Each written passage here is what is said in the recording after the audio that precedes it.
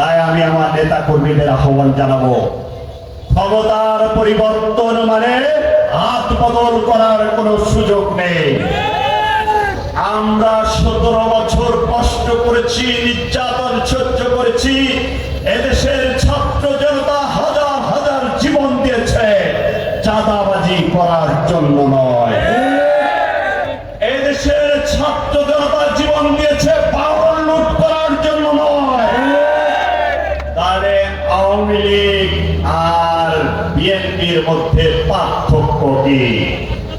আমি মনে করি যারা চাঁদাবাজি করেছেন, যারা পাওয়ার লুটের সাথে সংযুক্ত,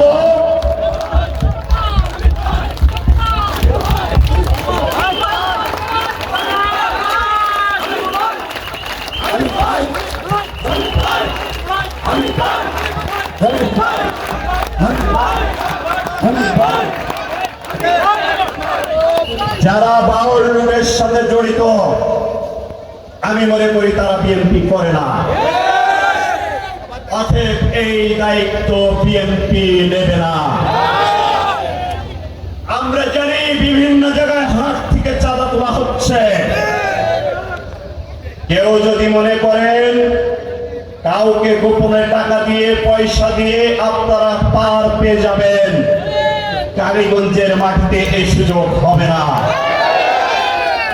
প্রত্যেকটা যে যা করেছেন আমরা নিজেরা আইন হাতে তুলে নেব না, কিন্তু সকলকে আইনের আওতায় আসতে হবে। আগামী 2-1 দিনের মধ্যে যারা